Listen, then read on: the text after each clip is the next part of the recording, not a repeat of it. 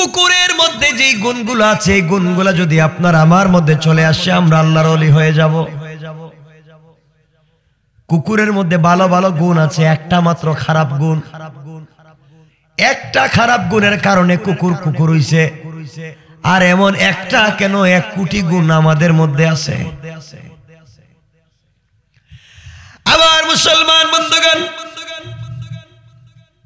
ভালো করে মনে রাখবেন, কুকুরের মধ্যে একটা গুণ আছে, কুকুরের নিজস্ব কোনো বাড়ি নাই, আসেনি, নিজস্ব কোনো ঘর নাই, নিজস্ব কোনো জায়গা জমি নাই। সুতরাং দুনিয়ার জমিনে যারা আল্লাহওয়ালা যারা হয়, জিকির করে আল্লাহর জন্য, 24টা ঘন্টা চিন্তা করে আল্লাহর জন্য, আল্লাহওয়ালারাও দুনিয়ার জমিনে কোনো সম্পদ বানায়া যায় না। ঠিক না বলেন? কুকুরের নিজস্ব কোনো বাড়ি নাই, বাসস্থান নাই। দুনিয়ার জমিনে যারা আল্লাহওয়ালা, খবর নেন আমার নবীর, খবর নেন আবু বকর, ওমর, উসমান, আলীর খবর নেন। তাদের নিজস্ব কিছু ছিল না, সব আল্লাহর রাস্তা দান করেছে। সুতরাং দুনিয়ার জমিনে যারা আল্লাহওয়ালা হতে চায় তাদের মধ্যে এমন একটা গুণের দরকার আছে না নাই? আমার মুসলমান বন্ধুগণ, কুকুরের মধ্যে আরেকটা ভালো গুণ হলো, কুকুর দুনিয়ার জমিনে বেশিরভাগ সময় ক্ষুধার্ত থাকে। কি থাকে? কুকুর বেশিরভাগ সময় ক্ষুধার্ত থাকে, খাবার ঠিক মতো পায় না।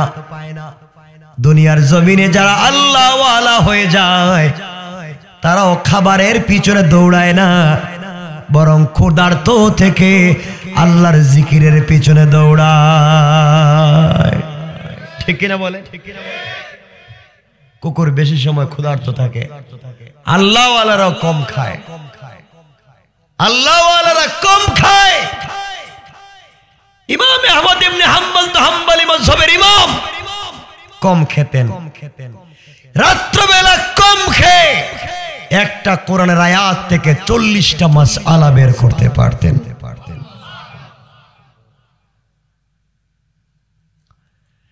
এই জন্য আল্লাহওয়ালাদের 1 নাম্বার গুণ, বাসস্থান নাই, সুন্দর বাড়ি গাড়ি নাই, দুনিয়ায় কিছু করে না, আখিরাতে করে। 2 নম্বর, তারা বেশিরভাগ সময় ক্ষুধার্ত থাকে। এরপরেও মালিককে ভুলে যায় না, মালিককে সব সময় স্মরণ করে। কুকুরের 3 নাম্বার একটা গুণ হলো কুকুর কম ঘুমায়। ভুল বলেছি? কুকুর কম ঘুমায়। দুনিয়ার জমিনে যারা আল্লাহওয়ালা তারাও বেশি ঘুমায় না। কুকুর যদি ঘুমায় তার কাছে আস্তে করে আওয়াজ দিয়ে দেখবেন উঠে দৌড় দিচ্ছে। আর আমরা এমন ঘুমাই, সামনে যদি 100টা বোমও মারে নড়ে না। কথা কোন লাগে? ঘুমাইছে তো ঘুমাইছে, আর সমস্যা কি? আল্লাহওয়ালাদের 3 নাম্বার গুণ, আল্লাহওয়ালারা কম ঘুমায়। চিন্তা করে দেখেন, কুকুরও কম ঘুমায়, বেশি সময় ঘুমায় না। এজন্য দুনিয়ার জমিনে যদি আল্লাহওয়ালা হতে চান, স্বপ্নে রসুলে পাককে দেখতে চান, বেশি ঘুমানো যাবে না। গভীর রাত্রে ঘুম থেকে উঠে যেতে হবে। আল্লাহর কোন গোলাম ঘুম থেকে উঠে সাজদায় পড়ে যখন আল্লাহকে ডাক দেয়, আল্লাহ তখন আরশে আজিমে থাকে না, সাথে সাথে বান্দার নামাজের জায়গায় হাজির হয়ে যায়। এই জন্যে আল্লাহওয়ালাদের 3 নাম্বার গুণ হলো কম ঘুমানো। কুকুরের 4 নাম্বার গুণ হলো কুকুরের পার্সোনাল ব্যক্তিগত কোনো সম্পদ নাই। আসেনি? জানা মতে আছে না? এলাকায় কি কুকুর কোন জায়গায় স্টাডি করছে? নাই। কুকুরের পার্সোনাল কোনো সম্পত্তি নাই। দুনিয়ার জমিনে যারা আল্লাহওয়ালা হয়ে যায় দুনিয়ায় পার্সোনাল সম্পত্তি করতে চায় না, কষ্ট করে পানি পড়ে এমন করে থেকে থেকে জীবন কাটাইয়া দিতে চায়, বিনিময়ে তারা জান্নাতে আল্লাহকে পেতে চায়। ঠিক কিনা বলেন? কুকুরের মধ্যে 5 নম্বর একটা গুণ হলো, কয়টা বলছি? 5 নম্বর একটা গুণ হলো, কুকুরকে যত নির্যাতন করেন না কেন মালিকের সাথে কিন্তু বেঈমানি করে না। কুকুরকে যত পিটান, যত মারেন, যত গরম পানি ছাড়েন, কুকুর কিন্তু মালিককে উল্টা কামড়ায় না, বরং এত আঘাত খাওয়ার পরেও মালিক তাড়াইয়া দিলে ফিরে চলে যায় না। ঠিক কিনা বলেন? যত পিটান, যত নির্যাতন করেন, কুকুর কিন্তু মালিককে গালি দেয় না, কুকুর কিন্তু মালিককে কষ্ট দেয় না। আমার বন্ধুগণ, আর আমাদেরকে আল্লাহ এত সুন্দর গাড়ি বাড়ি দিয়েছে, সম্পত্তি দিয়েছে, এত কিছু পাওয়ার পরে নিমক হারামের মতো মালিককে বলে যায়। ঠিক কিনা বলেন? আমি যেগুলা বলতেছি এগুলা কুকুরের মধ্যে নাই। আমার বন্ধুগণ, কুকুরের মধ্যে আর একটা উত্তম গুণ হলো, কুকুর শুধুমাত্র ভালো ভালো জায়গায় ঘুমায় না, কুকুর যেখানে সুযোগ পায় ওখানে শুয়ে যায়। ঠিক বললাম না? আল্লাহ ওয়ালারা এমন আল্লাহ ওয়ালা, এরা শুধু শিল্পপতিদের বাড়িতে দাওয়াত খায় না, গরিবের বাড়িতেও যায়। আর আজকালকের বুজুর্গরা শুধু টাকাওয়ালাদের পিছনে দৌড়ায়। ঠিক কিনা বলেন?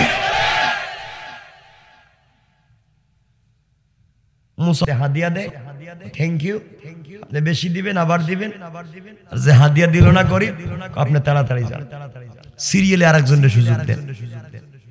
কথা বলেন না কেন? আল্লাহ ওয়ালাদের গুণ নয়। আমার বন্ধুগণ, কুকুর দুনিয়ার জমিনে উত্তম জায়গা খুঁজে না, সাধারণ জায়গায় থেকে যায়।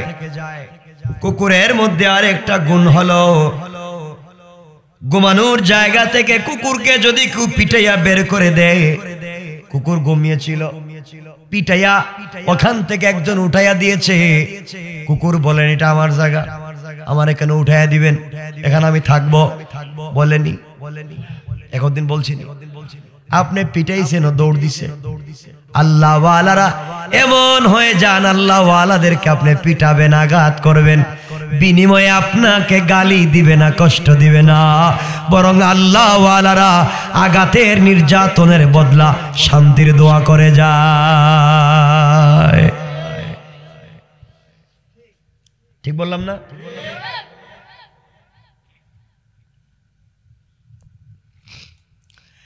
আমার আল্লাহ কোরআনে কারীমের ভিতরে এই ওলিদের কথা বলেছেন। আল্লাহ বলছেন, ওয়াইদা খাতাবাহুমুল জাহিলুনা ক্বালু সালামা। আল্লাহ রাব্বুল ইজ্জত ওয়াল জালাল বললেন, আমার গোলামদেরকে, আমার ওলিদেরকে কেউ যদি গালি দেয়, কষ্ট দেয়, গালির জবাব দেয় না, আঘাতের জবাব দেয় না, বরং গালি দিলে, আঘাত করলে গালির জবাবে যেই ব্যক্তি গালি দিল ওই ব্যক্তির জন্য শান্তি আর দোয়া করে যায়। কোন সুবহানাল্লাহ।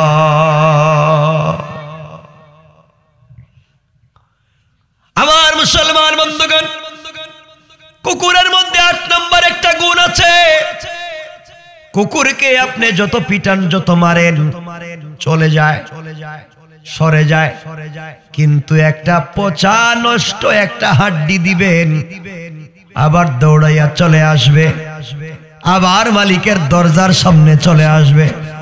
আল্লাহ বলেন, গোলাম রে, কুকুরকে মালিক পিটাইলো, খাবার দিল না, এত মাইর দেওয়ার পর একটা হাড্ডি দিল, তাও দৌড়াইয়া চলে আসলো।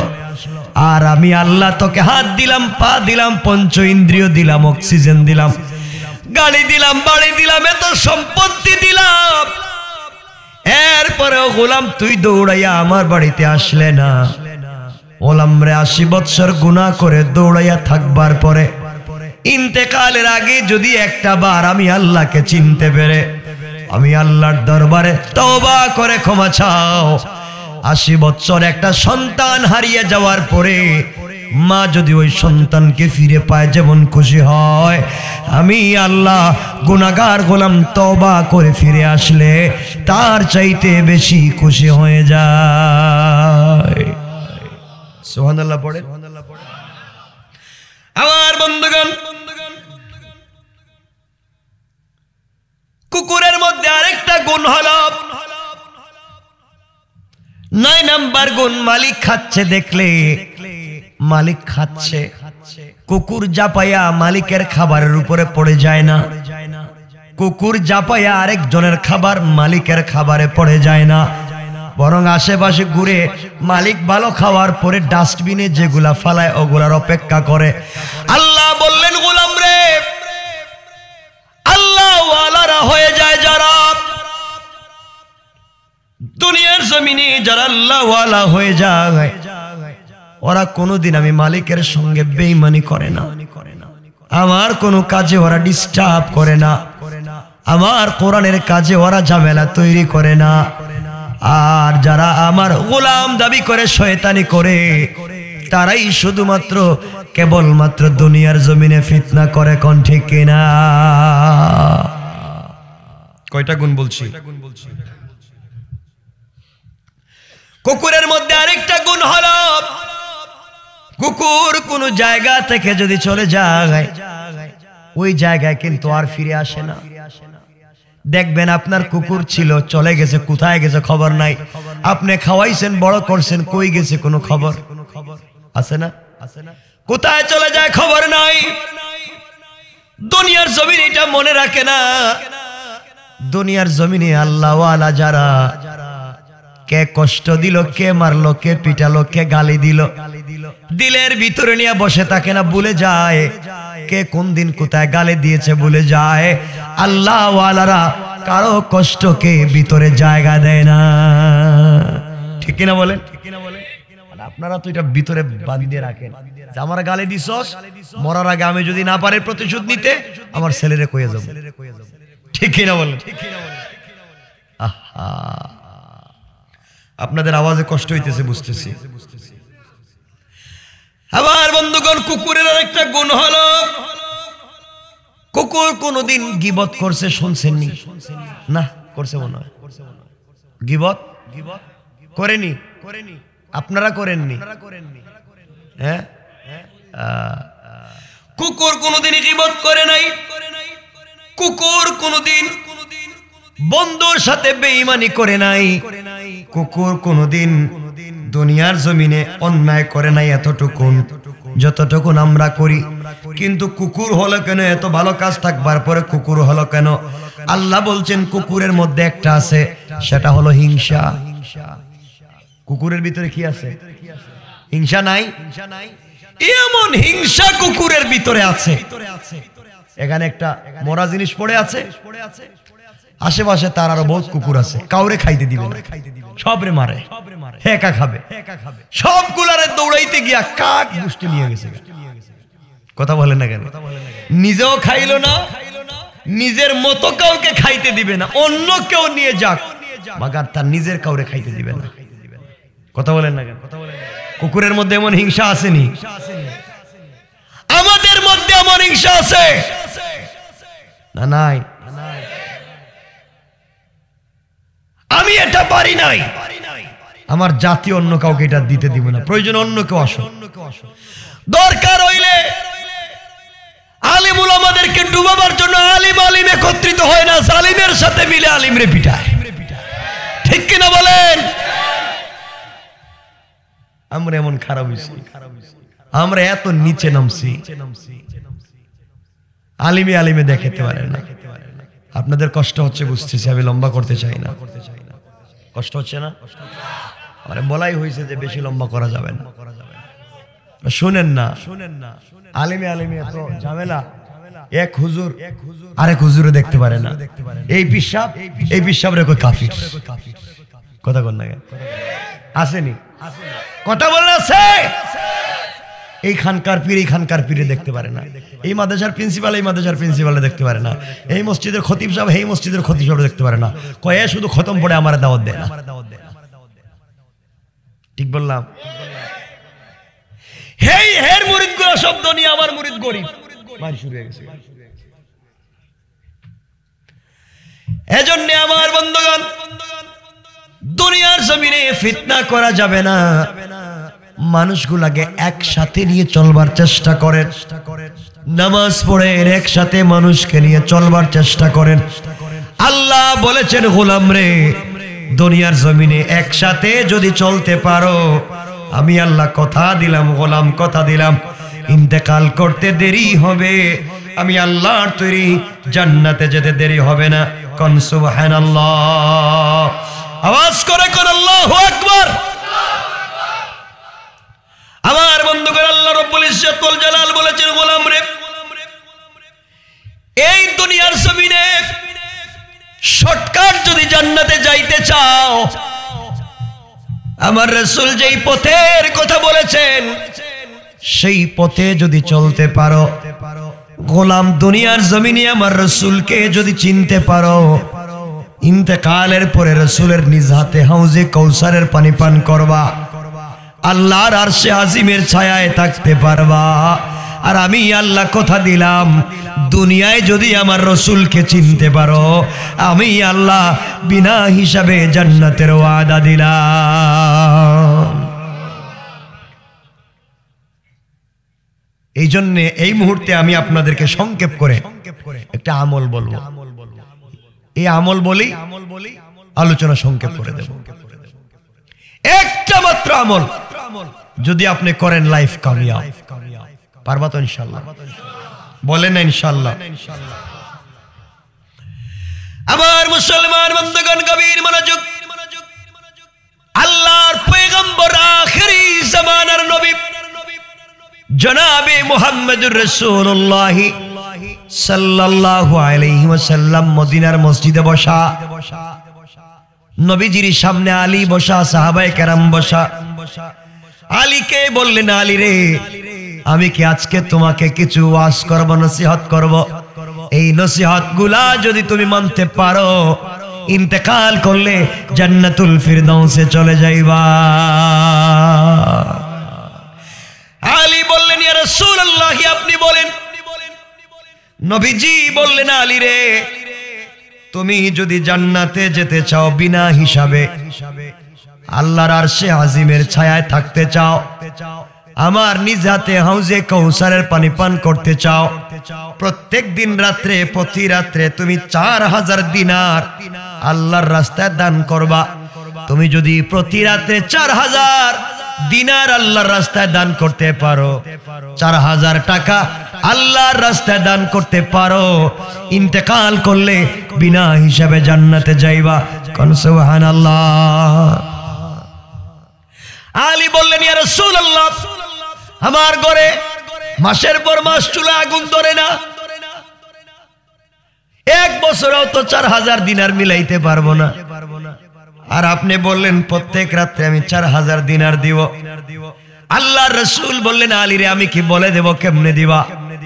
আলী বললেন, ইয়া রাসূলুল্লাহ, আপনি বলেন প্রত্যেক রাতে 4000 দিনার দান করার সওয়াব কেমনে পাবো, কেমনে বিনা হিসাবে জান্নাতে যাব? আল্লাহর নবী বললেন, আলী রে, তুমি যদি প্রতি রাতে ঘুমাতে যাওয়ার আগে, বিছানায় যাওয়ার আগে মাত্র 4 বার সূরা ফাতিহা পড়ে ঘুমিয়ে যাও, 4 বার সূরা ফাতিহা পড়লে 4000 দিনার দান করার সওয়াব পেয়ে যাইবা। সুবহানাল্লাহ পড়ে, নামাজ করে পড়ে। কয়বার? মাত্র 4 বার। আমরা তো 4000 টাকা দেওয়ার তৌফিক নাই প্রত্যেক রাত্রে। আল্লাহ রাসূল বলছেন, আলী রে, তুমি যদি 4000 দিনার দান করার সওয়াব নিয়ে ঘুমাতে চাও, তাহলে অবশ্যই প্রত্যেক রাত্রে 4 বার সূরা ফাতিহা পড়ে ঘুমায়া যাইবা। আল্লাহ তোমার আমলনামায় 4000 টাকা দান করার সওয়াব দিয়ে দিবে। সুবহানাল্লাহ পড়েন। আমরা পারবো তো ইনশাআল্লাহ, সবাই বলেন, মনে রাখবেন। এবার আলী বলছেন, ইয়া রাসূলুল্লাহ, আমার আরো কিছু ওসিয়ত করেন, নসিহত করেন। নবীজি বললেন, আলী রে, তুমি যদি বিনা হিসাবে জান্নাতে যেতে চাও, আমার হাতে আরশে, আমার হাতে হাউজে কাউসারের পানি পান করতে চাও, আল্লাহর আরশে আজিমের নিচে কিয়ামতের দিন থাকতে চাও, তাহলে প্রত্যেক রাত্রে 30 পারা কোরআন খতম করে ঘুমাইবা। যেই ব্যক্তি প্রত্যেকটা রাত্রে 30 পারা কোরআন খতম করে ঘুমাবে, আল্লাহ তার জন্য জান্নাতের 8টা দরজা খুলে দিবে। কোন সুবহানাল্লাহ। আলী ডাক দিয়া বলছেন, ইয়া রাসূলুল্লাহ, তাহলে ঘুমাবো কখন? 30 পারা পড়তেই তো রাত্র শেষ হয়ে যাবে, আমি ঘুমাবো কখন? নবীজি বলেন, আলী রে, তুমি যদি বিছানায় যাওয়ার আগে মাত্র 3 বার সূরা ইখলাস কুল হুয়াল্লাহ পড়ে ঘুমিয়ে যাও, 3 বার সূরা ইখলাস পড়ার কারণে আল্লাহ তোমার আমলনামায় 30 পারা কোরআন খতমের সওয়াব লিখে দিবে। সুবহানাল্লাহ পড়ে। তার কত সহজে জান্নাত চান আপনারা। এবার আলী বললেন, ইয়া রাসূলুল্লাহ, আপনি আমাকে আরো কিছু ওসিয়ত করেন, নসিহত করেন। নবীজি বললেন, আলী রে, এবার তোমাকে একটা বড় ওসিয়ত করতেছি, শোনো। ইয়া রাসূলুল্লাহ, বলেন তো কি বলবেন? নবীজি এবার বলেন, আলী রে, ঘুমাতে যাওয়ার আগে জান্নাতের মূল্য পরিশোধ করে ঘুমাইবা। তুমি যেই জান্নাত চাইবা, আল্লাহ তোমাকে যেই জান্নাত দিবে, ওই জান্নাতের মূল্য পরিশোধ করে ঘুমাইও। আলী এবার চোখের পানি ছেড়ে বলছেন, আল্লাহর রাসূল, আপনি কি বলছেন জান্নাতের মূল্য? আল্লাহ বলছেন, জান্নাতে যে একটা পাথর দিবেন, একটা পাথরের টুকরা, আসমান জমিন লৌহ কলম আরশ কুরসি যা আছে সব বিক্রি করে দিল, জান্নাতি মহিলাদের উড়নার মধ্যে যেই পাথর থাকবে, ওই পাথরের পর্যন্ত দাম হবে না। আয় আল্লাহ তাআলা এত বড় জান্নাত, ওগো পয়গম্বরে আরবি, এই জান্নাতের মূল্য আমি কেমনে পরিশোধ করে ঘুমাবো? আমার নবীজি বললেন, আলী রে, তুমি যদি ঘুমাতে যাওয়ার আগে মাত্র 3 বার দুরুদ শরীফ পড়ে ঘুমিয়ে যাও, 3 বার দুরুদ পড়লে জান্নাতের মূল্য পরিশোধ হয়ে যায়। আল্লাহু আকবার বলেন। কত সহজ করে বলবো। আমার বন্ধুগণ, আপনাদেরকে বলছি, 4 বার সূরা ফাতিহা পড়বেন, 4000 টাকা দান করার সওয়াব পাবেন। 3 বার সূরা ইখলাস পড়বেন, 30 পারা কোরআন খতমের সওয়াব পাবেন। 3 বার দুরূদ শরীফ পড়বেন, জান্নাতের মূল্য পরিশোধ করার সওয়াব পাবেন। এবার আমি বলছেন, ইয়া রাসূলুল্লাহ, আমাকে আপনি আরো কিছু ওসিয়ত করেন, নসিহত করেন। এবার নবীজি বলেন, আলী রে, তুমি প্রত্যেকটা রাত্রে একটা ঝগড়া মিটাইয়া ঘুমাইবা। মানুষের মধ্যে ঝগড়া, স্বামী স্ত্রীতে ঝগড়া, ভাইয়ে ভাইয়ে ঝগড়া, মা ছেলে ঝগড়া, বাবা মেয়ে ঝগড়া, সমাজে সমাজে ঝগড়া, মারামারি আসেনি? তুমি যদি প্রতিদিন রাত্রে ঘুমাতে যাওয়ার আগে একটা ঝগড়া মিটাইয়া ঘুমাও, আল্লাহ তাআলা এর বিনিময়ে তোমাকে জান্নাতুল ফিরদাউস ওয়াজিব করে দিবে। এবার আলী বলছেন, ইয়া রাসূলুল্লাহ, একটা করে ঝগড়া মিটাইয়া আমি ঘুমাবো, তাইলে কি প্রতিদিন মানুষ মারামারি করবে নাকি? আর আমি কি কার বাড়িতে মারামারি হচ্ছে খুঁজে খুঁজে থাকবো নাকি? কেমনে আমি ঝগড়া কোথায় পাবো আর কার মিটাবো? নবীজি বলেন, আলী রে, তুমি যদি মাত্র 10 বার ঘুমাতে যাওয়ার আগে আস্তাগফিরুল্লাহ পড়ে ঘুমিয়ে যাও, মাত্র 10 বার, মাত্র 10 বার আস্তাগফিরুল্লাহ পড়ে ঘুমিয়ে যাও, তাহলে 2 জন মুমিনের মধ্যে ঝগড়া মিটাইয়া দিলে যেই সওয়াব, আল্লাহ এই সওয়াব তোমার আমলনামায় লিখে দিবে। কয়বার? আমার নবীজি বলেছেন, আলী রে, 10 বার যদি আস্তাগফিরুল্লাহ কেউ পড়ে প্রতিদিন, আর মোটামুটি 70 বার যদি আস্তাগফিরুল্লাহ পড়ে, কিয়ামতের দিন আমি নবীজির উপরে তার জন্য শাফাআত করা ওয়াজিব হয়ে যায়। কয়টা বলছি? বলেন না, চারটা। 5 নাম্বার, বিশ্বনবী বলছেন, আলী রে তোমাকে আরেকটা ওসিয়ত করে দেই, এটা পালন করবা ইয়া রাসূলুল্লাহ। বলেন। 5 নাম্বার ওসিয়ত হলো ঘুমাতে যাওয়ার আগে একটা মকবুল হজ এবং একটা মকবুল উমরা করে তুমি ঘুমাইও। আলী বলছেন, ইয়া রাসূলুল্লাহ আমি মদিনায়, আমি কেমনে এখন উমরা করতে প্রত্যেক রাত্রে যাব? প্রত্যেক রাত্রে কেমনে আমি হজ করব, আর কবুল হবে কিনা তা তো জানি না। ইয়া রাসূলুল্লাহ এটা তো আমার দ্বারা সম্ভব না। নবীজি বলেন, আলী রে তুমি যদি ঘুমাতে যাওয়ার আগে প্রত্যেক রাত্রে 4 বার কালিমায়ে তাওহীদ পড়ে ঘুমিয়ে যাও, তাহলে একটা মকবুল হজ, একটা মকবুল উমরা করার সওয়াব তুমি পেয়ে যাবে। সুবহানাল্লাহ পড়েন।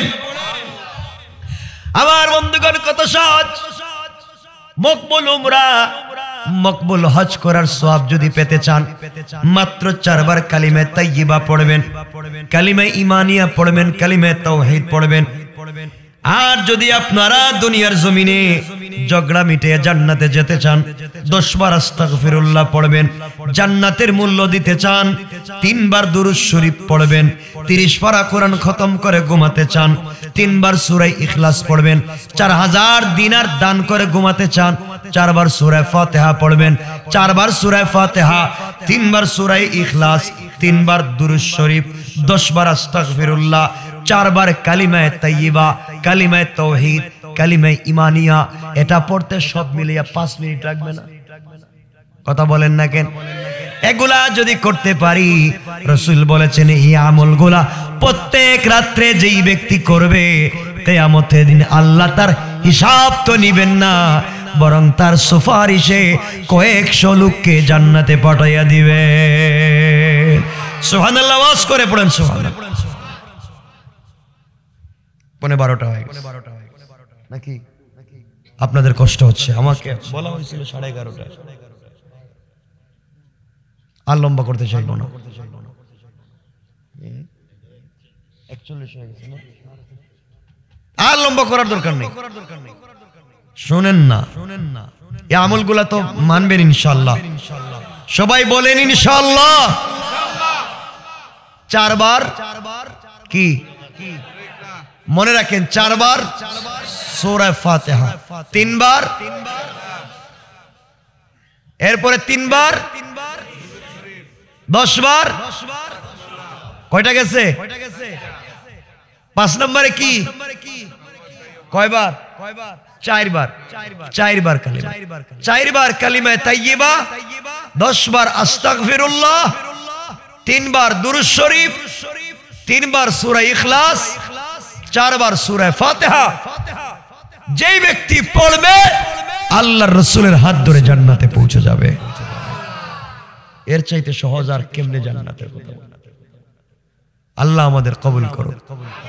সবাই পড়েন আমিন।